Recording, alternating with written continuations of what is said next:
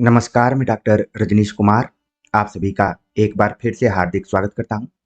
आज के video lecture में हम बात करेंगे यूजीसी नेट यूनिट 2 के आधार पर हिंदी साहित्य का इतिहास के ऊपर कुछ प्रश्नों के साथ हम अभ्यास करेंगे।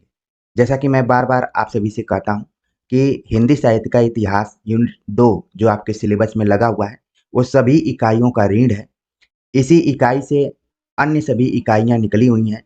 तो यहाँ देखने वाली बात है कि आपने हिंदी साहित्य का इतिहास अभी तक कितने अच्छे तरीके से पढ़ा है, उसका मूल्यांकन कर सकते हैं और हम यूजीसी नेट परीक्षा के दृष्टिकोण से आगे लगातार प्रैक्टिस सेट लेकर जुड़ते रहेंगे, जिसमें कि आप सभी के सहयोग की उम्मीद करता हूँ। जो भी वीडियोज़ अपलोड की जा रही हैं, उनको समय निकाल कर ज़रूर देखिए, क्योंकि आपको बहुत लाभ होगा, ऐसी मैं उम्मीद करता हूँ। चलते हैं बात करते हैं आज के पहले क्वेश्चन के ऊपर। पहला प्रश्न है कि उत्तरी भारत में राम भक्ति का जो प्रचार हुआ, उसका एकमात्र श्रेय रामानंद ही को है। रामानंद के पूर्व यद्यपि अनेक वैष्णव भक्त हो चुके थे, तथापि राम भक्ति के वास्तविक आचार्य रामानंद ही समझे गए। यह कथन किस विद्वान का है? ऑप्शन दिया गया है डॉक्टर राम कुमार वर्मा, विश्वनाथ प्रसाद मिश्र, परशुराम चतुर्वेदी, डॉक्टर नगेंद्र या फिर अनुत्तरित प्रश्न। तो 5 ऑप्शन दिए गए हैं। यूजीसी नेट के एग्जाम में हो सकता है आप जाएं तो यहाँ पर नीचे कूट दे दिया जाए, लेकिन उससे बहुत ज़्यादा फर्क नहीं पड़ने वाला है। जो सही जवाब है वो आपके दिमाग में आना शुरू हो गया होगा। इसका सही जवाब है ऑप्शन पहला। राम कुमार वर्मा का मानना है कि उत्तरी भारत में राम भक्ति का जो प्रचार हुआ, उसका श्रेय रामानंद को जाता है। ठीक है, राम भक्ति के वास्तविक आचार्य रामानंद को ही राम कुमार वर्मा मानते हैं। अब आपके दिमाग में जरूर आना चाहिए कि राम कुमार वर्मा ने जो भी हिंदी साहित्य का इतिहास लिखा है, उसका नाम क्या है और वो पुस्तक कब प्रकाशित हुई थी और उसमें कब तक के इतिहास का वर्णन किया गया है। इन सभी चीज़ों का जिक्र मैं अपने पुराने वीडियोज में और पहले ही कर चुका हूँ। आगे बात करते हैं। अगला जो प्रश्न है कि भक्तिकालीन हिंदी राम साहित्य की विशेषता नहीं है। ऑप्शन दिया गया है तुलसीदास का एकाधिपत्य, विभिन्न रचना शैलियों, छंदों और साहित्यिक भाषाओं का प्रयोग, कृष्ण काव्य का प्रभाव, लोक रंजक रागानुराग भक्ति का प्राधान्य या फिर अनुत्तरित प्रश्न। तो भक्तिकालीन हिंदी राम साहित्य की विशेषता नहीं है, हमें बताना है। तो आप दिमाग दौड़ाना शुरू कर चुके होंगे कि आखिरकार इसमें कौन सी विशेषता है जो राम साहित्य से रिलेटेड नहीं है। तो राम साहित्य की जब भी बात की जाएगी तो उसमें तुलसीदास का एकाधिपत्य आपको नजर आएगा। राम साहित्य पर अनेक शैलियों में, छंदों में और साहित्यिक भाषाओं का प्रयोग किया गया। कृष्ण काव्य का भी इस पे प्रभाव दिखाई पड़ता है। लोक रंजक रागानुराग भक्ति का प्राधान्य नहीं है, बल्कि इसमें लोक मंगल रागानुराग भक्ति की प्रधानता है, या फिर इसको लोक रक्षक के तौर पर देख सकते हैं। लोक रंजक आप देखेंगे कि वो कृष्ण साहित्य की विशेषताओं के अंतर्गत आता है। तो इसका जो यहाँ पर सही जवाब हो गया ऑप्शन चौथा, इसका सही जवाब है कि भक्तिकालीन हिंदी राम साहित्य की विशेषताओं में लोक रंजक रागानुराग भक्ति की प्रधानता नहीं रही है। बाकी जितनी भी बातें ऊपर की गई हैं, सभी बातें राम साहित्य के लिए सही हैं। आगे बात करते हैं। अगला जो प्रश्न है कि सराहपा के प्रमुख वर्ण विषयों में सम्मिलित नहीं है। सराहपा की जब भी चर्चा की जाएगी, आपके दिमाग में जरूर आना चाहिए कि ये किस शाखा से रिलेटेड कवि हैं, इनको लेकर आलोचकों ने क्या विचार किया हुआ है। ठीक है, तो सराहपा के प्रमुख वर्ण विषयों में शामिल नहीं है, हमें इस चीज को बताना है। ऑप्शन दिया गया है गुरु महिमा, भोग मार्ग का पूर्णतः विरोध, पाखंड खंडन, सहज मार्ग या फिर अनुत्तरित प्रश्न। तो कौन सा ऐसा विषय है जो सराहपा के कविताओं में या फिर उनके वर्ण विषयों में शामिल नहीं है? तो इसका जो यहाँ पर सही जवाब है आपके दिमाग में जरूर आ रहा होगा। यहाँ पर कहा गया कि भोग मार्ग का पूर्णतः विरोध किया गया है।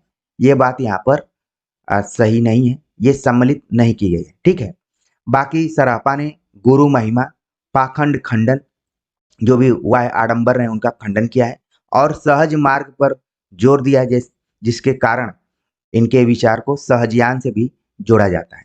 तो इस तरीके से इसका जो सही जवाब है कि सराहपा के प्रमुख वर्ण विषयों में सम्मिलित नहीं है, वो है भोग मार्ग का पूर्णतः विरोध। आगे बात करते हैं, अगला जो प्रश्न है, पृथ्वीराज रासो को प्रामाणिक मानने वाले विद्वान हैं गौरी शंकर हीराचंद ओझा, मोहनलाल विष्णुलाल पंड्या, कवि राजा श्यामल दास, डॉक्टर बूलर। अनुत्तरित प्रश्न। तो पृथ्वीराज रासो की प्रामाणिकता को लेकर, अप्रामाणिकता को लेकर, अर्ध प्रामाणिकता को लेकर 3 कैटेगरी पाई जाती है। तो इसमें हमें बताना है कि किसने प्रामाणिक माना है। तो इसका जो यहाँ पर सही जवाब है, सही जवाब है इसका ऑप्शन दूसरा, मोहनलाल विष्णुलाल पंड्या जो है उन्होंने प्रामाणिक माना है इसको। और अप्रामाणिक जितने भी इसमें और नाम दिए गए हैं वो सब अप्रामाणिक मानने वाले विद्वान हैं। तो इस तरीके से इसका जो सही जवाब हो गया ऑप्शन दूसरा हो गया। ठीक है, आगे बात करते हैं, अगला जो प्रश्न है, रचना और रचनाकार की दृष्टि से असंगत विकल्प बताइए। भाग्यवती श्रद्धाराम फुलौरी, नूतन ब्रह्मचारी बालकृष्ण भट्ट, धूर्त रसिकलाल किशोरीलाल गोस्वामी, निस्सहाय हिंदू राधा कृष्ण दास। और 5वां ऑप्शन दिया गया है अनुत्तरित प्रश्न। तो एक तरीके से ये सुमेलित प्रधान प्रश्न है। तो आपके दिमाग में आना शुरू कर दिया होगा कि आखिरकार कौन सा ऑप्शन है जो कि असंगत विकल्प के अंतर्गत है। तो भाग्यवती श्रद्धाराम फुलौरी की रचना है, उपन्यास के तौर पर है, जितने भी नाम दिए गए सब उपन्यास हैं। नूतन ब्रह्मचारी बालकृष्ण भट्ट का है। ठीक है, धूर्त रसिक लाल ये असंगत विकल्प है। यहाँ पर लज्जा राम मेहता करके उपन्यासकार हैं, उनका नाम होना चाहिए। निस्सहाय हिंदू राधा कृष्णदास ये क्या है, सही है। तो इस तरीके से आप देख रहे हैं कि इसका जो सही जवाब हो गया ऑप्शन तीसरा हो गया, धूर्त रसिक लाल लज्जा राम मेहता का उपन्यास है। आगे बात करते हैं, अगला जो प्रश्न है कि आचार्य हजारी प्रसाद द्विवेदी के मतानुसार भक्ति आंदोलन के पूर्व सबसे शक्तिशाली धार्मिक आंदोलन था। यहाँ पर हजारी प्रसाद द्विवेदी के अनुसार पूछा जा रहा है कि भक्ति आंदोलन के पूर्व सबसे शक्तिशाली धार्मिक आंदोलन कौन सा था। ऑप्शन दिया गया गोरखनाथ का योग मार्ग, बौद्ध सिद्धाचार्यों की तंत्र साधना, जैन चरित काव्यों की परंपरा, शंकराचार्य का मायावाद, या फिर अनुत्तरित प्रश्न। तो इसका जो यहाँ पर सही जवाब है, हजारी प्रसाद द्विवेदी का मानना है कि भक्ति आंदोलन के पूर्व सबसे शक्तिशाली धार्मिक आंदोलन था तो वो गोरखनाथ का योग मार्ग था। सही जवाब हो गया ऑप्शन पहला। अगला प्रश्न है कि खालसा, नागा, विरक्त, खाकी आदि उप संप्रदायों का संबंध निम्नलिखित में से किसके साथ है। ऑप्शन दिया गया है कबीर पंथ, दादू पंथ, तेरा पंथ, या फिर नाथ पंथ, या अनुत्तरित प्रश्न। तो खालसा, नागा, विरक्त, खाकी ये उप संप्रदाय हैं। इन उप संप्रदायों का संबंध ऑप्शन में जो दिया गया वो है दादू पंथ से। सही जवाब हो गया ऑप्शन दूसरा। दादू पंथ के प्रवर्तक कौन रहे और उनके कौन कौन से शिष्य रहे, ये सब आपके दिमाग में आना चाहिए, तभी हिंदी साहित्य का इतिहास ये माना जाएगा कि आप अच्छे से पढ़े हुए। आगे बात करते हैं, अगला जो प्रश्न है, हिंदी और उर्दू के अनेक कवियों का विवरण वर्ण क्रमानुसार प्रस्तुत करने का प्रथम प्रयास इनमें से किस इतिहास ग्रंथ में हुआ है। ऑप्शन दिया गया है इस्तवार द ला लित्योत्तर एंदुई ए Hindustani, the modern vernacular literature of Hindustan, Mishra Bandhu Vinod चौथा भाग, शिव सिंह सरोज, या फिर अनुत्तरित प्रश्न। तो यहाँ पर पहले ही बता दिया गया है, हिंदी और उर्दू के अनेक कवियों का वर्ण क्रमानुसार प्रस्तुति सबसे पहले किसने किया। तो इसका जो सही जवाब है ऑप्शन पहला है तासी का नाम आपने सुना होगा, जिन्होंने हिंदी और उर्दू के कवियों के आधार पर इतिहास ग्रंथ लिखा और संयोग से पहला इतिहास ग्रंथ इन्हीं का था। सन 1839 ईस्वी में यह इतिहास ग्रंथ लिखा गया। ठीक है, तो इसमें तासी ने उर्दू के कवियों की संख्या कुछ ज्यादा रखी, हिंदी के कवियों की संख्या कम रही। कुल मिलाकर लगभग इसमें 800 प्लस कवियों की चर्चा रही। लेकिन अब हमें जो प्रश्न के आधार पर उत्तर देना था, सही जवाब हो गया ऑप्शन पहला। इसके अतिरिक्त आपके दिमाग में आना चाहिए कि the modern vernacular literature of Hindustan के जो भी रचनाकार हैं या फिर इतिहासकार हैं वो कौन है। आपके दिमाग में जरूर आ रहा होगा और ये इतिहास कब लिखा गया था, ठीक है। या फिर मिश्र बंधु विनोद में मिश्र बंधु कौन कौन से हैं, मिश्र बंधु विनोद कितने भागों में, कितने कवियों का संकलन है, और जिस भाग की चर्चा की गई है वो कब यहाँ पर प्रकाशित हुआ है, और शिव सिंह सरोज किस नंबर का है। ये सारी चीजें आपके मन में आनी चाहिए। कहने का मतलब यही है कि आप अपने दिमाग को रबर की तरह थोड़ा सा बढ़ाने का प्रयास करेंगे तो ये प्रश्न अच्छा लगेगा और आपकी तैयारी में भी कॉन्फिडेंस आएगा। आगे बात करते हैं। अगला जो प्रश्न है, पूछा गया कि मतीराम के कृतित्व के संबंध में गलत तथ्य है। मतीराम, आपके दिमाग में जरूर आ गया होगा कि मतीराम किस काल के कवि हैं और कैसे कवि हैं। सवाल पूछा गया कि रसराज श्रृंगार और नायिका भेद का ग्रंथ है, वृत्त कौमुदी इनका पिंगल विषयक ग्रंथ है, ललित ललाम में शब्द अलंकारों का वर्णन है, इन्होंने नायिका भेद का निरूपण रस मंजरी के आधार पर किया है, या फिर अनुत्तरित प्रश्न। तो मतीराम के संबंध में गलत तथ्य कौन सा है उसके बारे में हमें बताना है। तो आपके दिमाग में जरूर आ गया होगा कि हमने तो ललित ललाम पढ़ा था, ठीक है, जिसमें अलंकारों का वर्णन जरूर किया गया है लेकिन इसमें शब्द अलंकार का वर्णन नहीं किया गया है। तो सही जवाब हो गया ऑप्शन तीसरा। बाकी आप देख रहे हैं यहाँ पर रसराज जिसमें श्रृंगार और नायिका भेद का वर्णन किया गया है, सही है। वृत्त कौमुदी, वृत्त से मतलब यह कि छंद से रिलेटेड है, पिंगल विषय ग्रंथ है, ठीक है। नायिका भेद का निरूपण रस मंजरी के आधार पर किया गया है, यह ऑप्शन सही है। तो इस तरीके से जो गलत तथ्य था वो ऑप्शन तीसरा था। प्रश्न है, सिद्ध साहित्य के संदर्भ में असंगत है। ऑप्शन दिया गया है, इन रचनाओं में वज्रयान धर्म का प्रचार मिलता है, इनकी भाषा शौरसेनी अपभ्रंश के निकट की जन बोली है, इस साहित्य की अधिकांश रचना चर्या गीतों में हुई है, तथापि इसमें दोहा चौपाई जैसे लोकप्रिय छंद भी प्रयुक्त हुए हैं, इस साहित्य में समाज में व्याप्त रूढ़ियों और पाखंडों का खंडन किया गया है, या फिर अनुत्तरित प्रश्न। तो सिद्ध साहित्य से रिलेटेड ऊपर भी एक प्रश्न आया हुआ था, उसमें से कुछ विकल्प यहाँ पर भी मिलते जुलते हुए नजर आ रहे हैं। तो सिद्ध साहित्य के संदर्भ में असंगत कौन सा है ये हमें बताना है। तो इसका जो सही जवाब है यहाँ पर कि इनकी भाषा शौरसेनी अपभ्रंश के निकट की जनबोली है, ये क्या है यहाँ पर असंगत है, जबकि इनकी भाषा को संध्या भाषा के रूप में जाना जाता है, ठीक है। बाकी जो ऊपर बताया गया कि वज्रयान धर्म का प्रचार मिलता है, ये सही है। चर्या गीतों में इनकी अधिकांश रचनाएं हुई हैं, ये भी सही है।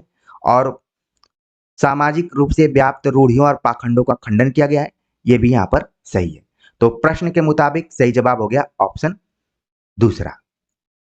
आगे बात करते हैं। अगला जो प्रश्न है कि माधुरी पत्रिका में सन 1927-28 में छप रही पंत जी और पल्लव लेखमाला के रचनाकार या लेखक कौन थे। माधवी वर्मा, सियाराम शरण गुप्त, सूर्यकांत त्रिपाठी निराला, सोहनलाल द्विवेदी, या फिर अनुत्तरित प्रश्न। देखिए, हिंदी साहित्य का इतिहास आप किसी भी तरीके से पढ़ेंगे कुछ न कुछ उसमें आपको नई चीजें मिलती रहेंगी और लगेगा कि हमेशा अधूरा सा ही प्रतीत होगा। तो यहाँ पर ऑलरेडी हम लोग कई बार पढ़ते हैं कि पंत जी और पल्लव नाम से जो पुस्तक लिखी गई थी वो पुस्तक लिखा था सूर्यकांत त्रिपाठी निराला ने। लेकिन इस प्रश्न में आप देख रहे हैं कि कुछ और नए तथ्यों को जोड़ा गया है कि माधुरी पत्रिका छायावाद की एक खास पत्रिका रही माधुरी पत्रिका। सन 1927-28 में इसमें धारावाहिक रूप से सूर्यकांत त्रिपाठी निराला ने पंत जी और पल्लव नाम से लेखमाला निकालने का काम करते रहे। और तो देखिए यहाँ पर एक नया तथ्य दिया गया है, तो इसको भी आप ध्यान में रखिए। अब इस प्रश्न के बहाने आपने देख लिया कि पंत जी और पल्लव पुस्तक के रचनाकार तो निराला हैं, लेकिन इनका संबंध माधुरी पत्रिका से भी रहा, उसमें भी ये लेख छपता रहा, और कब 1927 से 28 के बीच में। आगे बात करते हैं। अगला जो प्रश्न है यहाँ पर पूछा गया कि सही मेल को चुने। वृंदावन लाल वर्मा, विराटा की पद्मिनी, गढ़ कुंठार, मुसाहिब जू, चंडी प्रसाद हृदयेश, दिल्ली का दलाल, कुंडली चक्र, मृगनयनी, जैनेन्द्र, सुनीता, त्यागपत्र, तितली, पांडे बेचन शर्मा, उग्र, शराबी, फागुन के दिन चार, अमरबेल, अनुत्तरित प्रश्न। तो इसमें हमें प्रश्न में सही मेल को चुनना है। तो आपने अपना दिमाग दौड़ाना शुरू कर दिया होगा कि आखिरकार इसमें कौन सा ऑप्शन है जो सही है। सही जवाब है ऑप्शन पहला। वृंदा लाल वर्मा के संदर्भ में जो भी यहाँ पर रचनाएं दी गई वो उन्हीं की हैं। बाकियों में आप देखेंगे कि कुछ कुछ रचनाएं दूसरे रचनाकार की हैं, इसलिए ये ऑप्शन यहाँ पर क्या हो रहा है, गलत हो जा रहा है। ठीक है, तो इस तरीके से इसका जो सही जवाब हो गया ऑप्शन पहला हो गया। आगे बात करते हैं, अगला जो प्रश्न है कि 60 वर्ष एक रेखांकन नामक आत्मकथा किसकी है? शांति प्रिय द्विवेदी, राजेंद्र प्रसाद, नगेंद्र, सुमित्रा नंदन पंत या फिर अनुत्तरित प्रश्न। 60 वर्ष एक रेखांकन नामक आत्मकथा जिसने लिखी है, सही जवाब हो गया ऑप्शन चौथा, सुमित्रा नंदन पंत की आत्मकथा है 60 वर्ष एक रेखांकन। कई बार परीक्षाओं में आ चुका है, आगे भी उम्मीद है। अगला प्रश्न है, कहानी और कहानीकार की दृष्टि से कौन सा विकल्प सुमेलित नहीं है? यहां पर हमें बताना है। नीली झील कमलेश्वर, परिंदे निर्मल वर्मा, यही सच है उषा प्रियंबदा, मलबे का मालिक मोहन राकेश या फिर अनुत्तरित प्रश्न। तो सुमेलित करना है हमें कहानी और कहानीकार के दृष्टिकोण से, और बताना है कि कौन सा सुमेलित नहीं है, ये हमें बताना है। तो आपने दिमाग दौड़ा लिया होगा। जी बिल्कुल सही जवाब है कि ऑप्शन तीसरा है कि यही सच है। हम लोगों ने पढ़ा है कि ये मन्नू भंडारी द्वारा लिखी गई कहानी है, जबकि उषा प्रियंबदा यहाँ पर बताया जा रहा है। तो क्या हो गया, ये विकल्प सुमेलित नहीं है। सही जवाब हो गया तीसरा। आगे के लिए आप जरूर ध्यान में रखिए कि नीली झील, कमलेश्वर, परिंदे आपकी सिलेबस में यही है नेट में, तो याद तो रहना ही चाहिए। मलबे का मालिक लगभग यूजी पीजी के पाठ्यक्रमों में शामिल रहता है। ठीक है, तो इस तरीके से इसका जो सही जवाब हो गया ऑप्शन तीसरा हो गया। आगे बात करते हैं, अगला जो प्रश्न है कि रचना और रचनाकार की दृष्टि से कौन सा विकल्प सुमेलित नहीं है? मूल गोसाई चरित बेड़ी माधव दास, भक्त नामावली ध्रुवदास, 84 वैष्णव की वार्ता कृष्णानंद, भक्तमाल नाभादास। अनुत्तरित प्रश्न। तो रचनाकार और रचना को मिलाना हमें, और मिलाते हुए बताना है कि कौन सुमेलित नहीं है। ठीक है, तो आपने अपनी नजर दौड़ा ली होगी और सही जवाब तक पहुंच गए कि तीसरा ऑप्शन जो है यहाँ पर वो सुमेलित नहीं दिखाई दे रहा है। 84 वैष्णव की वार्ता और 252 वैष्णव की वार्ता आपने पढ़ा है कि गोकुल नाथ ने इसका संपादन किया हुआ है, जबकि यहाँ पर नाम दिया है कृष्णानंद। तो इस तरीके से इसका जो सही जवाब हो गया ऑप्शन तीसरा हो गया। आगे के लिए अन्य रचनाओं के रचनाकारों को बिल्कुल आप ध्यान में रखिए, जिससे कि प्रश्न घुमाकर भी पूछा जाए तो आपको इस प्रैक्टिस सेट का लाभ जरूर मिले। अगला प्रश्न है कि पुष्टि मार्ग का आधार है शुद्धाद्वैतवाद, द्वैतवाद, विशिष्टाद्वैतवाद या फिर द्वैताद्वैतवाद या अनुत्तरित प्रश्न। पुष्टि मार्ग की जब भी चर्चा की जाती है तो आपके दिमाग में कृष्ण भक्ति शाखा का ध्यान जरूर आ रहा होगा कि खासतौर से जो भी अष्ट छाप के कवि रहे, ठीक है, उन्होंने पुष्टि मार्ग को अपनाया है। तो उसका आधार क्या रहा है? तो इसका जो यहाँ पर सही जवाब है वो है शुद्धाद्वैतवाद, जो बल्लभाचार्य से यहाँ पर जुड़ा हुआ है। तो सही जवाब हो गया पुष्टि मार्ग का शुद्धाद्वैतवाद। बाकी इन वादों के प्रवर्तक कौन रहे हैं, ठीक है, और इनका प्रभाव किन किन रचनाकारों पर पड़ा है, उसको जरूर आप अपने ध्यान में रखें, जिससे कि आगे आपको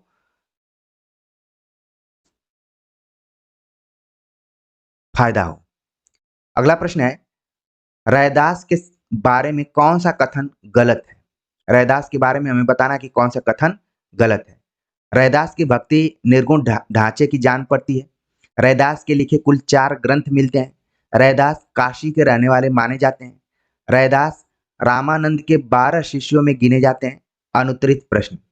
तो रैदास के बारे में हमें गलत कथन को बताना है। तो जैसा कि आप जानते हैं कि रैदास की भक्ति निर्गुण ढांचे की जान पड़ती है, सही जवाब है। इनके ग्रंथों की तो चर्चा नहीं होती है, बल्कि कुछ फुटकल पद इनके पाए जाते हैं 40 के आसपास में, जो कि जो पंजाबी ग्रंथ है उसमें कई जगहों पर संकलित किया गया है, लेकिन कोई रचना रैदास की नहीं दिखाई पड़ती है, तो ये ऑप्शन यहाँ पर क्या हो गया, गलत हो गया। काशी के रहने वाले थे और इनके व्यवसाय के बारे में भी किताबों में मिलता है कि ये मोची का काम करते थे, ठीक है। और ये रामानंद के 12 शिष्यों में गिने जाते थे। ये सारी बातें क्या है यहाँ पर सही है। 4 ग्रंथ मिलते हैं, ये क्या है, गलत यहाँ पर तथ्य दिया गया है, ठीक है। आगे बात करते हैं, अगला जो प्रश्न है, जैन साहित्य के संदर्भ में असंगत विवरण है। जैन साहित्य से रिलेटेड यहाँ पर क्वेश्चन आ गया कि कौन सा विवरण है जो कि असंगत है। ऑप्शन दिया गया है, वैष्णव अवतारों की कथाएं भी जैन आदर्शों के आवरण में पदबद्ध की गई हैं। हिंदी के पश्चिमी क्षेत्र में जैन साधुओं ने अपने मत का प्रचार प्रमुखतः हिंदी कविता के माध्यम से किया। यह साहित्य प्रमुखतः रास, फागो, चरित और आदि शैलियों में मिलता है। जैन मंदिरों में श्रावक लोग रात्रि के समय ताल देकर रासों का गायन करते थे। या फिर अनुत्तरित प्रश्न, तो हमें बताना है असंगत विवरण कौन सा है।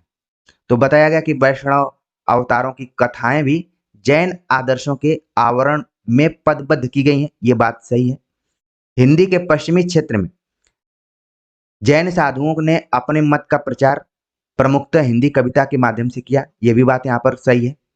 यह साहित्य रास, फागु, चरित आदि शैलियों में मिलता है, यह भी सही है।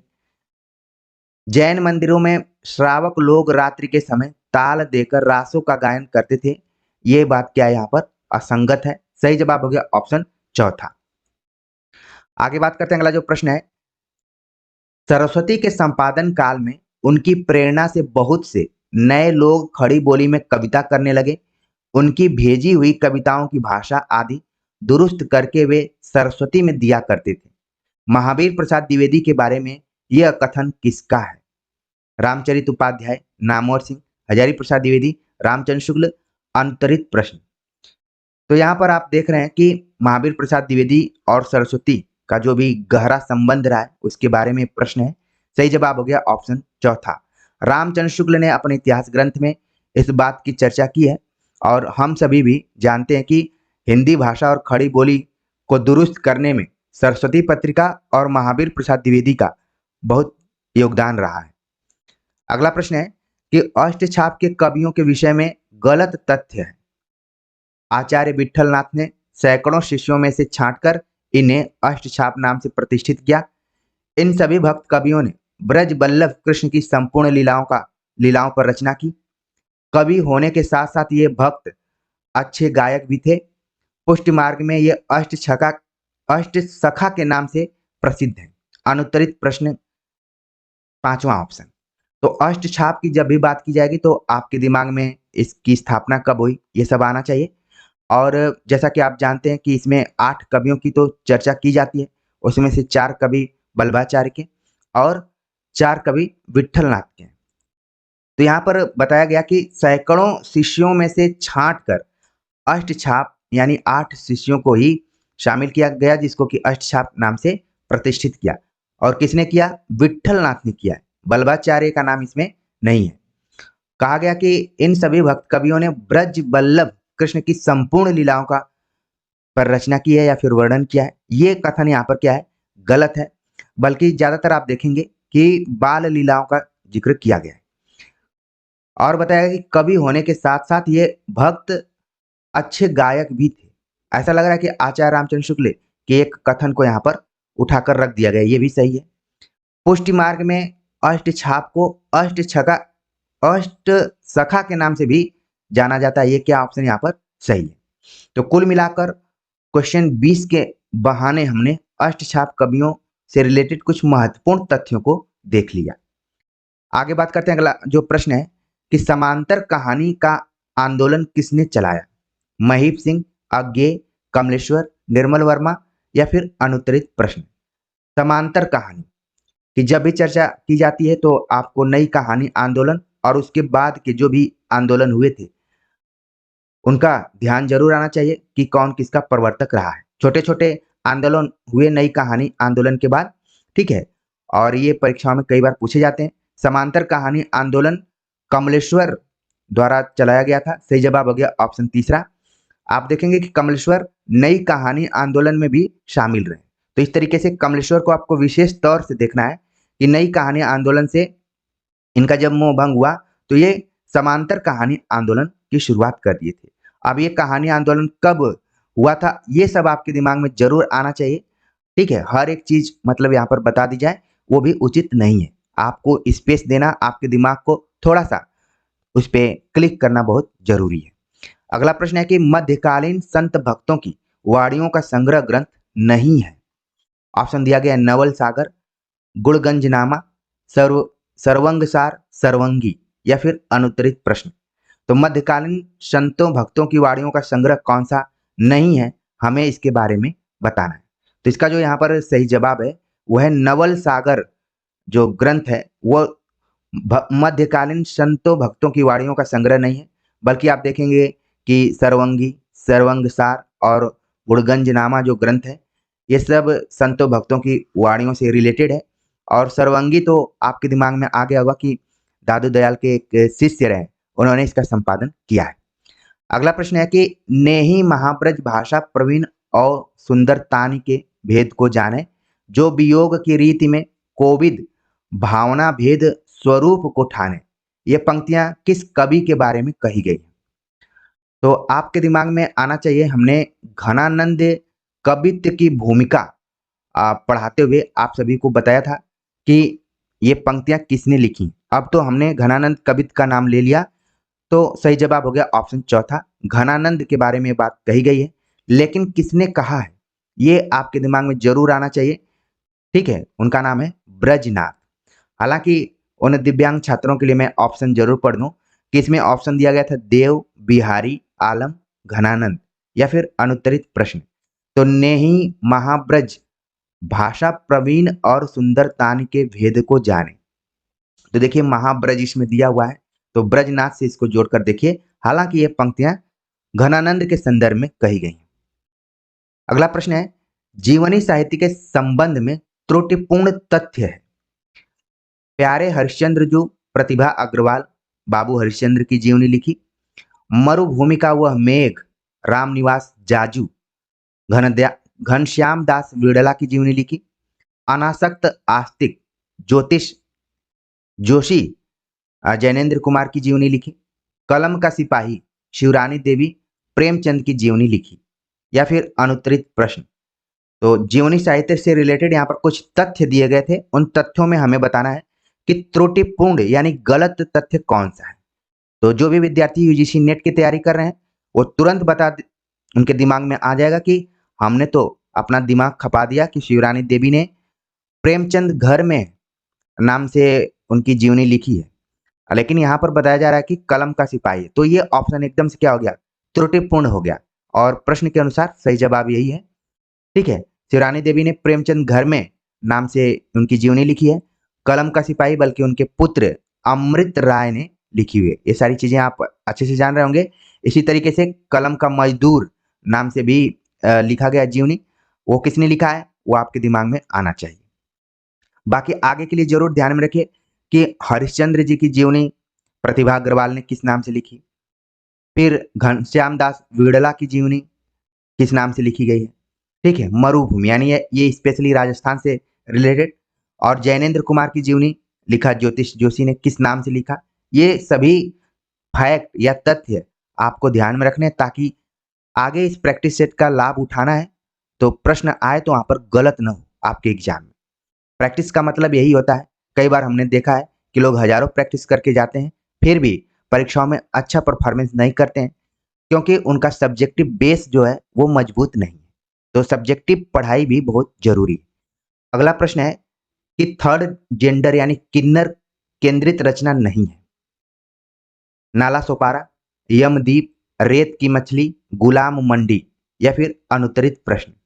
यहाँ पर एक नया प्रश्न यहाँ पर पूछने का प्रयास किया गया। अक्सर दलित विमर्श, स्त्री विमर्श से रिलेटेड क्वेश्चन पूछे जाते हैं, लेकिन यहाँ पर आप देख रहे हैं कि थर्ड जेंडर को भी महत्व दिया गया। तो रचनाओं को ध्यान में रखिए, इसका जो सही जवाब है ऑप्शन तीसरा है, रेत की मछली, जो कि कांता भारती द्वारा लिखी गई रचना है, जो कि धर्मवीर भारती से इनका रिलेशन रहा है। ठीक है, तो कांता भारती ने रेत की मछली में लेखक की स्थिति के बारे में बताया हुआ है, वो थर्ड जेंडर पर आधारित नहीं है।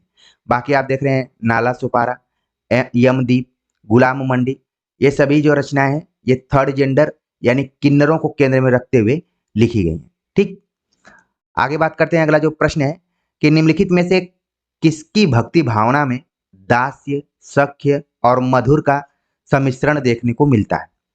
कृष्णदास, रहीम, सूरदास, रसखान, अनुत्तरित प्रश्न।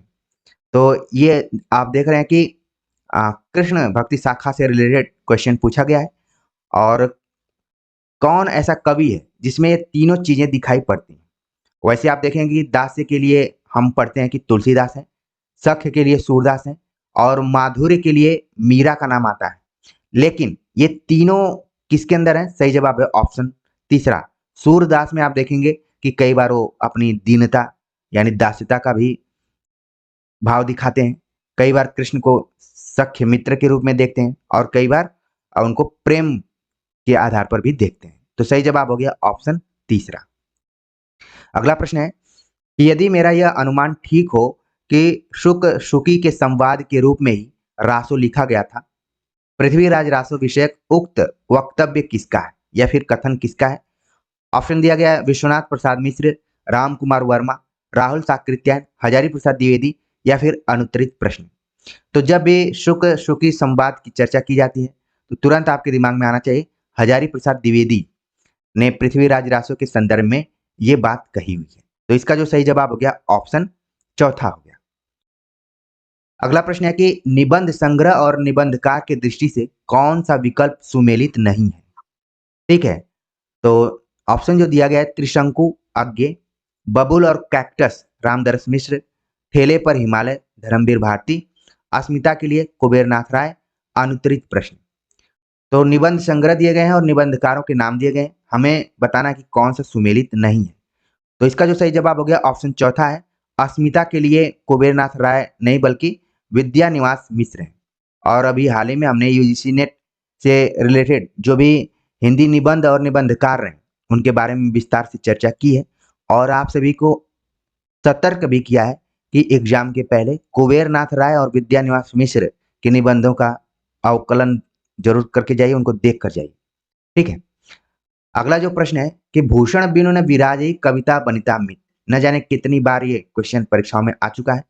यह अख्यात पंक्ति किस कवि आचार्य की है? ऐसा लगता है कि अगर प्रश्न सरस्वती, महावीर प्रसाद द्विवेदी, भूषण बिनु न विराजे ये सब ना आए तो एग्जाम फाइनली पूरा नहीं माना जाता है। तो भूषण बिनु न विराजे ऑप्शन पढ़ने की जरूरत ही नहीं है, सही जवाब है ऑप्शन तीसरा, केशव दास। हालांकि दिग्भ्रमित करने के लिए जो नए विद्यार्थी, हालांकि पुराने विद्यार्थी भी दिग्भ्रमित हो जाते हैं, लेकिन नयों के लिए एक तरीके से गूगली या फिर मैं इसको यार कर कह सकता हूँ। लेकिन अब विद्यार्थी इतना अध्ययन कर चुके हैं कि ऐसे प्रश्नों को वो चुटकियों में सॉल्व कर देते हैं। हालांकि अब पूछा जाना चाहिए कि इसमें वनिता का अर्थ क्या है, तो थोड़ा ये प्रश्न और इंटरेस्टिंग हो जाता। और मित का अर्थ क्या है? ठीक है, तो यहाँ पर भूषण अलंकार के संदर्भ में बात कही गई। भूषण का जो अर्थ है कवि नहीं है बल्कि अलंकार के लिए है और केशवदास जो कि अलंकारवादी कवि के रूप में जाने जाते हैं। ठीक है, तो सही जवाब क्या हो गया इसका? ऑप्शन तीसरा हो गया। अगला प्रश्न है कि निर्गुण संत कवियों के संदर्भ में कौन सा कथन सही नहीं है? अधिकतर कवियों की भाषा का रूप स्थिर नहीं है, अधिकतर कवि काव्य रस या लौकिक रस के प्रति सजग नहीं रहे, अधिकतर कवियों का ध्यान जनहित की रचनाओं के साथ साथ काव्योत्कर्ष अथवा काव्य सौष्ठव पर भी रहता था, अधिकतर संत कवियों की भाषा सरल और सहज है, अनुत्तरित प्रश्न। तो निर्गुण संत कवियों के संदर्भ में ये प्रश्न पूछा गया है और हमें बताना कि कौन सा कथन सही नहीं है। तो देखिए यहाँ पर जो भी बातें कही गई हैं उसमें सही नहीं में आएगा ऑप्शन तीसरा कि अधिकतर कवियों का ध्यान जनहित की रचनाओं के साथ साथ काव्योत्कर्ष अथवा काव्य सौष्ठव पर भी रहता था। निर्गुण संत कवियों का ध्यान जनहित की रचनाओं पर तो था, लेकिन काव्य के उत्कर्ष को लेकर शिल्प दृष्टिकोण से बहुत ज्यादा उन्होंने जोर नहीं दिया। तो यह ऑप्शन यहाँ पर क्या हो रहा है? गलत हो रहा है, यानी कि सही कथन नहीं है। बाकी आप देखेंगे कि निर्गुण संत कवि अलग अलग एरिया के रहे हैं, ठीक है, और उनकी भाषा का रूप स्थिर नहीं रहा, कई भाषाओं का उसमें मेल रहा है। जिसके प्रतिनिधि के तौर पर कबीर को याद कर सकते हैं आप। ठीक। और यहाँ पर बताया गया कि काव्य रस, बहुत रस पर भी उन्होंने जोर नहीं दिया है। ठीक। इसीलिए आचार्य रामचंद्र शुक्ल निर्गुण कवियों को बहुत बहुत महत्व नहीं देते हैं। कम पेज में ही उन्होंने अपने इतिहास ग्रंथ में उनको निपटा दिया। और कहा गया कि इनकी भाषा सरल और सहज, यानी आम बोलचाल की भाषा को उन्होंने अपनाया। जिस क्षेत्र से वो थे वहीं के भाषा को ज्यादा उनमें शामिल किया। तो ये सारे पॉइंट सही हैं। जो पॉइंट गलत था उसका हमने जिक्र कर दिया है। आगे बात करते हैं। अगला जो प्रश्न है कि निम्नलिखित में से किस रचना में गद्य का प्रयोग नहीं हुआ है? श्रावकचार, उक्ति व्यक्ति प्रकरण, राहुल वेल, वर्ण रत्नाकर। देखने से यह लग रहा है कि आदिकाल की ये सभी रचनाएं, और शुरुआती दौर में आदिकाल में कुछ ऐसी रचनाएं थी जिनमें गद्य और पद्य दोनों का मिश्रण दिखाई देता था, और या फिर गद्य का हल्का फुल्का प्रयोग करने का प्रयास किया जाता था। तो कौन सी रचना है जिसमें एकदम से गद्य का प्रयोग नहीं हुआ है? सही जवाब है ऑप्शन पहला, श्रावकचार। अब यहाँ पर ये सभी रचनाएं किनके द्वारा लिखी गई हैं, ये सभी आपके दिमाग में आना चाहिए। मैं स्पेस छोड़ रहा हूँ, ठीक है, और स्पेस छोड़ना बहुत जरूरी है, क्योंकि सारी चीजें अगर मैं बताऊंगा तो ये हो जाएगा एकालाप। जैसा कि मैं बार बार कहता हूं कि हमारे साथ बहुत ही गंभीर और सीरियस विद्यार्थी जुड़े हुए हैं, जो न सिर्फ यहाँ पर अध्ययन करते हैं बल्कि अध्ययन को पूरा भी करते हैं, यानी पूरक के तौर पर करते हैं। जो भी सवाल पूछे जाते हैं उनका आंसर भी देते हैं। तो यहाँ पर एक तरीके से क्लास का वातावरण हम देने का प्रयास करते हैं, ताकि हमारा यहाँ पर एकालाप ना हो बल्कि संवाद, दोनों तरीके से चर्चा परिचर्चा होती रहे। हालांकि प्लेटफॉर्म का माध्यम यही है कि कमेंट्स के माध्यम से ही हम सब एक दूसरे से जुड़ सकते हैं, और आप सभी के लिए मैं अपने को पीछे भी रखता हूँ। मैं चाहता तो यहाँ पर एक लगा देता, लेकिन मुझे लगा कि हमें क्वेश्चन पे जोर देना है, प्रश्न को समझना है। इसके बाद हमारा उद्देश्य है कि आप एग्जाम में अधिक से अधिक अंक हासिल करें। बाकी तो पहचान या फिर अस्मिता का जो संकट है वो आप लोगों के दिल में वो बसा हुआ है, तो मुझे बहुत ज्यादा दिखाने की जरूरत नहीं। अगला प्रश्न है कि जॉर्ज ग्रियर्सन के हिंदी साहित्य के इतिहास के संदर्भ में असंगत है। स्पेशली यहाँ पर जॉर्ज ग्रियर्सन से रिलेटेड क्वेश्चन पूछा गया, और पूछा गया कि असंगत कौन सी बात है। इसमें कवियों का विवरण कालानुक्रम अनुसार दिया गया है। इसमें हिंदी साहित्य के इतिहास के विभिन्न काल विभाग भी किए गए हैं। इसमें वर्णित सभी विषयों के विवरण या सभी कवियों के विवरण पर्याप्त विस्तार से दिए गए हैं। जायसी और तुलसी पर अलग अलग अध्याय हैं। अनुत्तरित प्रश्न। देखिए, जॉर्ज ग्रियर्सन पे काफी इंटरेस्टिंग क्वेश्चन यहाँ पर बनाया गया है, और बड़ा ही मौलिक तरीके का ये मुझे प्रश्न दिखाई दिया। और जिस तरीके से मैं बोलता हूँ कि आप सभी अपने दिमाग को रबर की तरह खींचिए, और ये क्वेश्चन भी उसी टाइप का है। जॉर्ज ग्रियर्सन के संबंध में क्या गलत है ये हमें बताना है। देखिए, यहाँ पर बताया गया कि इसमें कवियों का विवरण काल क्रमानुसार दिया गया है। बिल्कुल सही जवाब है। जैसा कि आप जानते हैं कि जॉर्ज ग्रियर्सन ने ही सबसे पहले काल विभाजन करने का प्रयास किया था। ठीक, तो ये कथन क्या हो गया, यहाँ पर सही हो गया। और कहा गया कि इसमें हिंदी साहित्य के इतिहास के विभिन्न काल विभाग भी किए गए। लगभग 11 अध्यायों में इन्होंने विभाजन किया हुआ है, आपको याद आ गया होगा। और कहा गया कि इसमें सभी कवियों के विवरण पर्याप्त विस्तार से दिए गए। ये कथन यहाँ पर क्या हो रहा है, असंगत हो रहा है। ठीक है, विस्तार से नहीं दिए गए हैं, बस काल विभाजन किया गया है, इसीलिए तो आगे इतिहास लिखने की जरूरत पड़ी। जायसी और तुलसी पर इन्होंने अलग से अध्याय लिखे हुए हैं, और उन अध्यायों का हमने जॉर्ज ग्रियर्सन पे एक स्पेशली हमने वीडियो बनाया हुआ है। आप केवल इतना टाइप करेंगे जॉर्ज ग्रियर्सन डॉक्टर रजनीश या फिर अनुराज, तो वो तुरंत आ जाएगा। जो नए बच्चे जुड़े हुए हैं या फिर जिस विषय को लेकर आप कंफ्यूज हो, तो उस विषय को यूट्यूब में आप टाइप कीजिए सर्च बॉक्स में, और फिर मेरा नाम डाल दीजिए, तो आपको मिल जाएगा। इस चैनल पे 95% आपके विषय से चीजें अपलोडेड हैं, सारी चीजें मिल जाएंगी। ठीक है, तो ज्यादा जानकारी के लिए आप उस वीडियो को जरूर देखें, और बाकी चीजें आप यहाँ पर देख लिया होंगे कि कौन कौन सी चीजें सही थी और कौन सा गलत है। ठीक, तो तीसरा ऑप्शन यहाँ पर क्या है, असंगत है। अगला प्रश्न है, काव्य रचना पद्धति को रीति मानने वाले आचार्य तथा काव्य पंक्ति का सुमेलित विकल्प है। यहाँ पर सुमेलित बताना है। तो ये सभी जितने भी कवियों का नाम आप देख रहे हैं सभी रीतिकाल से हैं, और देखेंगे आप कि ये सब रीतिकाल से हैं और रीतिबद्ध कवि के तौर पर। ये भी एक स्पेशलिटी इसमें दिखाई दे रही है और ऊपर लिख भी दिया गया है रीति को मानने वाले। पंक्तियां दी गई हैं और उसमें से हमें सुमेलित बताना है। रीति सुभाषा कवित्व की वर्णन बुध अवतार मतीराम की बताई जा रही है, जो कि क्या है यहाँ पर गलत है। ये चिंतामणि द्वारा लिखी गई पंक्ति है, आगे के लिए जरूर ध्यान में आप रखिए। अपने अपने रीति के काव्य और कवि रीत, ये किसकी है? ये पंक्ति हो गई देव की, जबकि ये चिंतामणि की बताई जा रही है, गलत है। काव्य की रीति सीख्यों सुकविन सौ भिखारी दास की है, ये क्या है यहाँ पर? विकल्प जो है वो सुमेलित है। तो तीसरा ऑप्शन इसका सही जवाब हो रहा है और है सो विश्रब्द नवड़ यो वर्णत कवि रसनीति। ये जो है ये देव का नहीं है बल्कि मतीराम का है। तो यहाँ पर आप देख रहे हैं कि मतीराम, चिंतामणि, भिखारी दास और देव का घुमा फिरा कर यूज किया गया था और उनकी पंक्तियां दी गई थी। तो सही ऑप्शन क्या था उसको मैंने बता दिया और बाकियों का सही जवाब क्या है उसको बता दिया, ताकि आप आगे की एग्जाम में अगर ये प्रश्न आए तो पहले तो आप प्रसन्न हो जाएंगे और फिर सही जवाब दे देंगे। अगला प्रश्न है, नरेश मेहता के संबंध में असंगत है। इनकी रचना समय देवता लंबी कविता है, तीसरा सप्तक के कवि हैं, वन पाखी सुनो उत्सवा अरण्या इनके कविता संग्रह है, प्रेम की तरह ही प्रकृति के भी कवि माने जाते हैं। अनुत्तरित प्रश्न, तो नरेश मेहता के संबंध में असंगत ऑप्शन कौन सा है? आपका दिमाग दौड़ना शुरू कर दिया होगा कि हमने तो बहुत पढ़ा नरेश मेहता के बारे में, लेकिन यहाँ पर क्या सही हो सकता है या फिर असंगत कौन सा है? तो सही जवाब हो गया ऑप्शन दूसरा। आपने सप्तकों के बारे में जरूर पढ़ा होगा और हमने तार सप्तकों पर चर्चा की हुई है, चाहे वो तार सप्तक हो, दूसरा सप्तक हो, तीसरा सप्तक हो, चौथा हो, सब कवियों पर हमने ट्रिक से भी बताने का प्रयास किया कि आप कैसे इसको याद कर सकते हैं। नरेश मेहता का संबंध दूसरा सप्तक से, ठीक है, इस चीज को आप ध्यान में रखिए और परीक्षा से पहले सप्तकों को एक बार जरूर रिवाइज करके जाइए। बाकी चीजें यहाँ पर बताई गई कि समय देवता इनकी लंबी कविता, ये भी सही है, ठीक है। वन पाखी जितने भी दिए गए यहाँ पर ऑप्शन सब क्या है? सही है। अगला प्रश्न है कि भारतेंदु हरिश्चंद्र का प्रभाव भाषा और साहित्य दोनों पर गहरा पड़ा। उन्होंने जिस प्रकार गद्य की भाषा को परिमार्जित करके उसे बहुत ही चलता, मधुर और स्वच्छ रूप दिया, उसी प्रकार हिंदी साहित्य को भी नए मार्ग पर लाकर खड़ा कर दिया। यह कथन किसका है?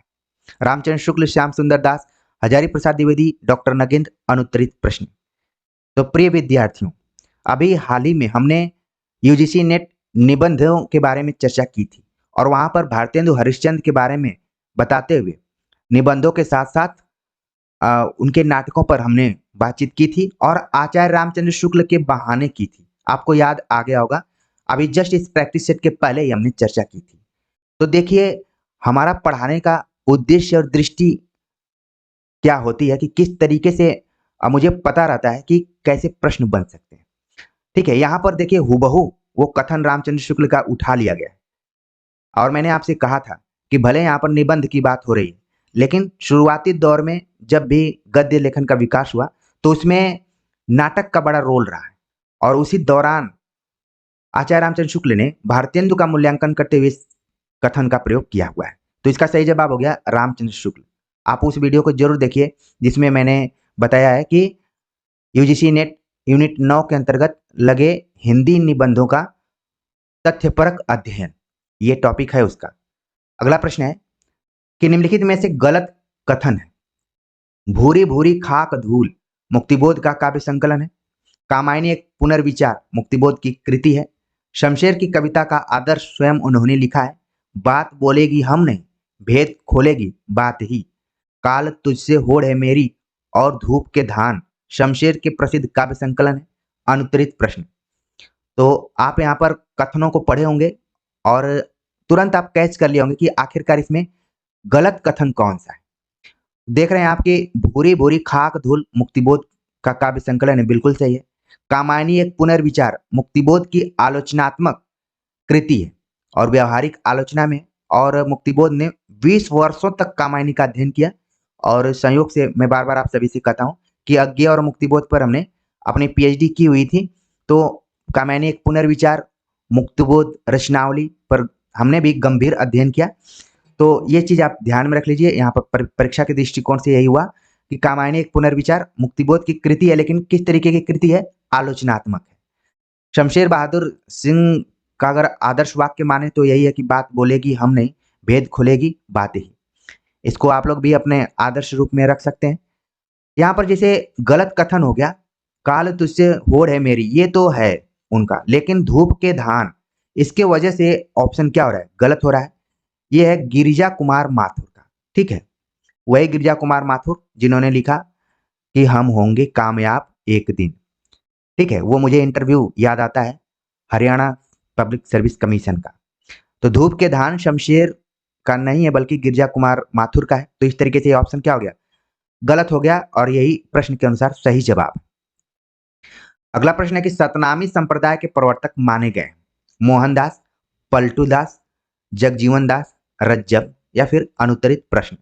सतनामी संप्रदाय की जब भी बात की जाएगी तो आपके दिमाग में तुरंत आना चाहिए जगजीवन दास का। सही जवाब हो गया ऑप्शन तीसरा। अगला प्रश्न है सुमित्रा नंदन पंत और उनके काव्य के विषय में कौन सा कथन गलत है? स्वर्ण धूलि और उत्तरा अरविंद दर्शन से प्रभावित रचनाएं हैं। पल्लव और वीणा में प्रकृति और मानव सौंदर्य के प्रति कवि की कला चेतना का परिचय मिलता है। युगांत और युगवाणी में प्रगतिवादी चेतना का संस्पर्श है। लोकायतन एक सामाजिक चेतना का काव्य है जिसमें नारी के उत्थान की भावना का प्राधान्य है। तो कौन सा कथन गलत है वो हमें बताना है। तो जैसा कि आप जानते हैं कि सुमित्रा नंदन पंत ऐसे छायावादी कवि हैं जिन पर अलग अलग समय पर अलग अलग लोगों का प्रभाव पड़ता हुआ दिखाई पड़ता है, और साथ में बड़ा ही वेरिएशन है इनकी कविताओं में। तो अरविंद दर्शन से प्रभावित इनकी बाद की जो रचना है वो है, सही जवाब है, ये सही ऑप्शन है। पल्लव और वीणा में प्रकृति और मानव सौंदर्य के प्रति कवि की कला चेतना का भी परिचय मिलता है, सही जवाब है। युगांत इसे यही माना जाता है कि छायावाद का अंत हो रहा है और प्रगतिवाद की शुरुआत हो रही है, ये भी सही है। तो गलत क्या है? ऑप्शन चौथा जो है वो गलत है। लोकायतन में स्वाधीनता आंदोलन, महात्मा गांधी और सामाजिक चेतना जरूर शामिल है। नारी उत्थान की इसमें जो बात की गई है वो गलत तथ्य है यहाँ पर। तो सही जवाब हो गया ऑप्शन चौथा। अगला प्रश्न है कि रीति मुक्त काव्य धारा की विशेषता नहीं है। रीति मुक्त काव्य धारा की जब भी बात आएगी तो तुरंत आपके दिमाग में वही 4-5 कवियों का नाम आ गया होगा, घनानंद, बोधा, ठाकुर, आलम, ठीक है। और यहाँ पर बताया गया कि विशेषता नहीं है, पूछा जा रहा है उदात्त प्रेम का निरूपण, भाषा का असाधारण प्रयोग, अलंकारिक चमत्कार के प्रति आग्रह, प्रेम वर्णन में व्यथा की प्रधानता। अनुत्तरित प्रश्न, तो कौन सी विशेषता नहीं है वो हमें बताना है। तो इसका जो सही जवाब है यहाँ पर कि अलंकारिक चमत्कार के प्रति आग्रह, ये लोग इस चीज का एकदम से विरोध करते थे, इसीलिए कहा गया रीति मुक्त। रीतिबद्ध में ये खास विशेषता रही है। बाकी आप देखेंगे उदात्त प्रेम का निरूपण किया गया है, घनानंद को याद कर लीजिए, अति शुद्ध सने को मार गए जहाने कुछ अयानप बाक नहीं। और घनानंद तो अपने प्रेम को लेकर कितना वो थे कि उनको निर्वासित भी किया गया। ये पूरी घटना हमने घनानंद कवित्व की भूमिका में बता दिया है। भाषा का असाधारण प्रयोग, ये भी खास विशेषता है। प्रेम वर्णन की व्यथा यानी विरह की प्रधानता है, जैसा कि आप जानते हैं, ठीक है, वियोग जिसको कहते हैं। तो ये सभी विशेषताएं तो हैं, लेकिन कौन सी विशेषता नहीं है ये इसको मैंने बता दिया। अगला प्रश्न है कि नंददास कृत अनेकार्थ मंजरी किस प्रकार का ग्रंथ है? अनेकार्थ मंजरी नंददास द्वारा लिखा गया ग्रंथ है।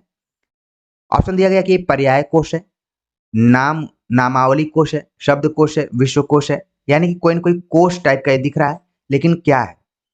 तो अगर आप थोड़ा सा यहाँ पर आईक्यू लेवल का प्रयोग करेंगे तो भी इसका सही जवाब आप बता देंगे कि ये क्या है, पर्याय कोश है। सही जवाब हो गया ऑप्शन पहला। अगला प्रश्न है कि राम काव्य धारा का कवि नहीं है। ध्रुवदास, ईश्वरदास, अग्रदास, प्राणचंद चौहान। अनुत्तरित प्रश्न, तो कौन है जो राम काव्य धारा का कवि नहीं है? सही जवाब हो गया ऑप्शन पहला, ध्रुवदास। ध्रुवदास का संबंध आप देखेंगे तो कृष्ण भक्ति शाखा से जुड़ा हुआ है, और ऐसा माना जाता है कि इनकी लगभग 42 रचनाएं पाई जाती हैं। ये भी कई बार विशुद्ध तथ्यात्मक रूप में सवाल पूछा जाता है। तो राम काव्य धारा में देखेंगे ईश्वरदास हैं, अग्रदास हैं, प्राणचंद चौहान ये लोग हैं, ध्रुवदास इसमें शामिल नहीं है। अगला जो प्रश्न है पूछा गया कि छायावाद में उसका रूप लघु की महानता का है, तीसरे दशक में लघु की महिमा का, और उसके बाद की कविता में लघु के महत्व का है। प्रसाद से अज्ञेय तक की संपूर्ण काव्य यात्रा को लघु व महत् प्रत्ययों द्वारा महत् की 3 अवस्थाओं के रूप में समझाने वाले आलोचक हैं।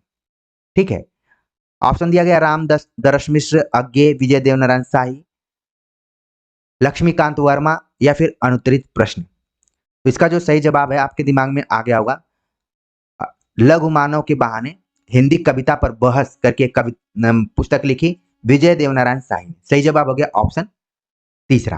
तो जब आप कुछ आलोचकों की किताबों का नाम भी जानेंगे, लघु मानव के बहाने, ठीक है, हिंदी कविता पर बहस, विजय देवनारायण शाही की रचना है या फिर लेख बोल सकते हैं, पुस्तक भी बोल सकते हैं, जिसमें प्रसाद से अज्ञेय तक, ये आगे के लिए इंपॉर्टेंट है कि इसमें उन्होंने केंद्र में किसको रखा, प्रसाद से लेकर अज्ञेय तक के संपूर्ण काव्य यात्रा को रखा हुआ है। सही जवाब हो गया ऑप्शन तीसरा।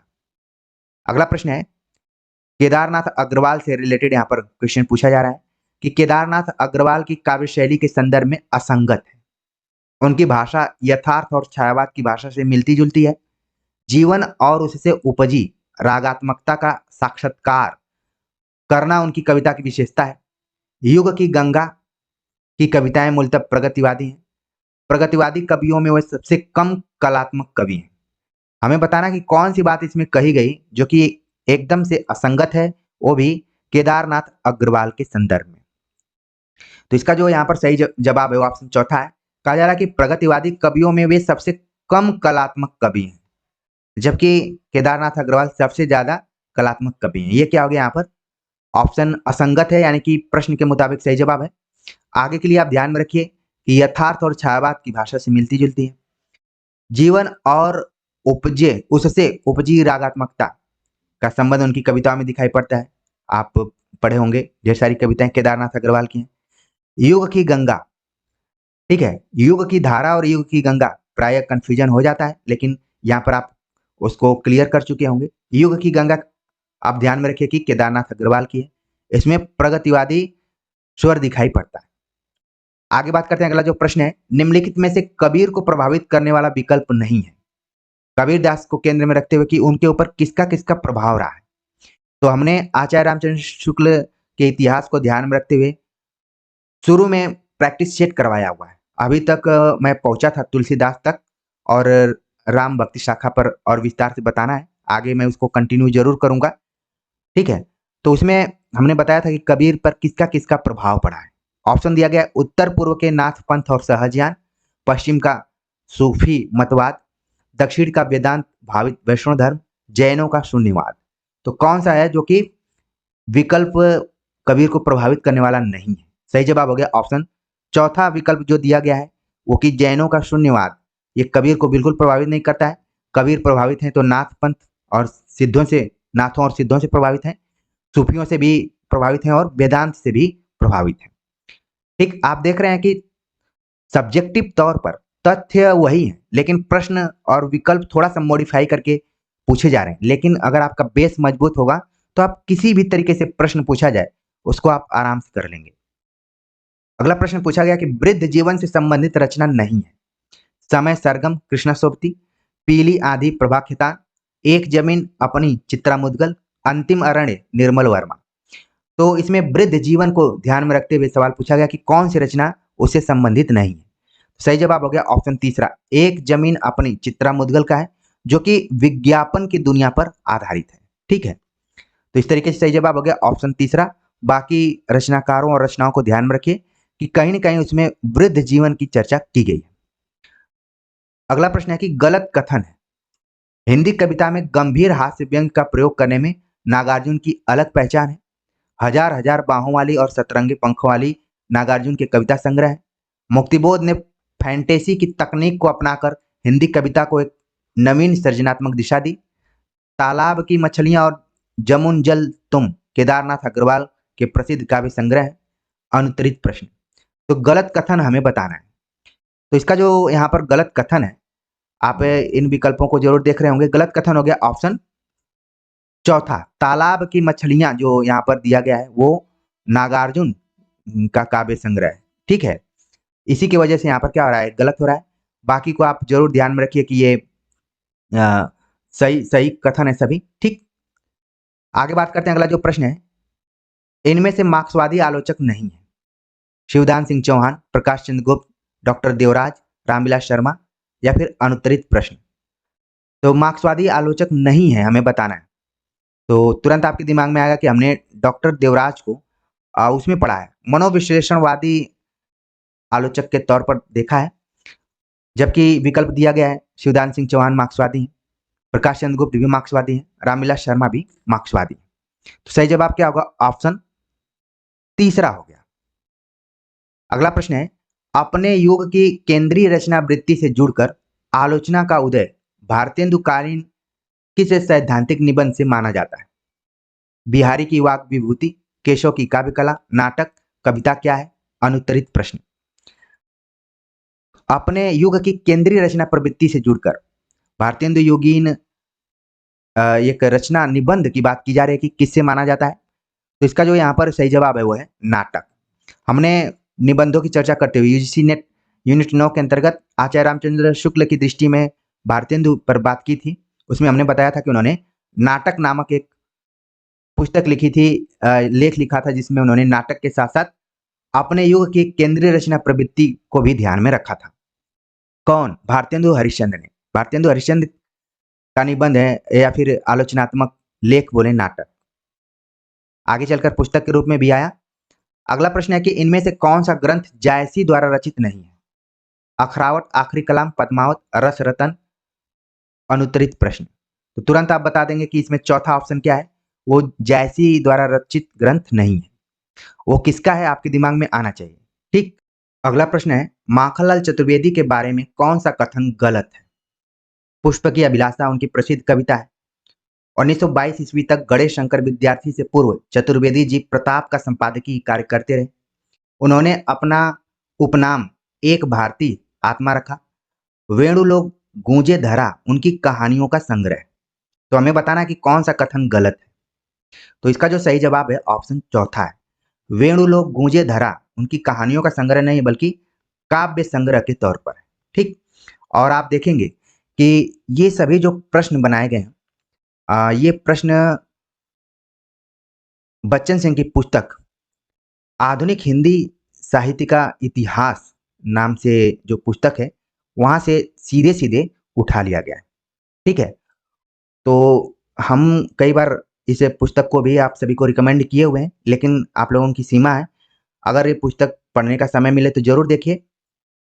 आप लोगों को 2-3 इतिहास ग्रंथ जरूर पढ़ लेना, आचार्य रामचंद्र शुक्ल, बच्चन सिंह का इतिहास ग्रंथ और नगेंद्र का।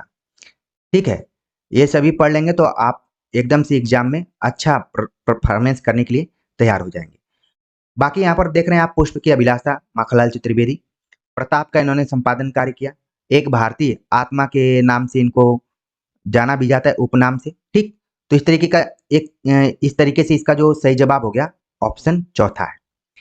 तो हमने इस प्रैक्टिस सेट में लगभग 50 प्रश्नों पर चर्चा की है और उद्देश्य यही था कि आप सभी हिंदी साहित्य का इतिहास कितनी गंभीरता से पढ़े हैं या फिर पढ़ रहे हैं, मूल्यांकन कर लीजिए और फिर कुछ नए प्रश्नों से आप सभी का सामना करना था या फिर आपको बताना था कि इस तरीके से भी प्रश्न पूछे जा सकते हैं।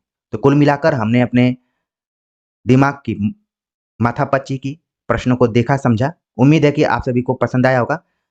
कमेंट्स का इंतजार रहेगा। मिलते हैं एक नए टॉपिक के साथ, तब तक के लिए नमस्कार।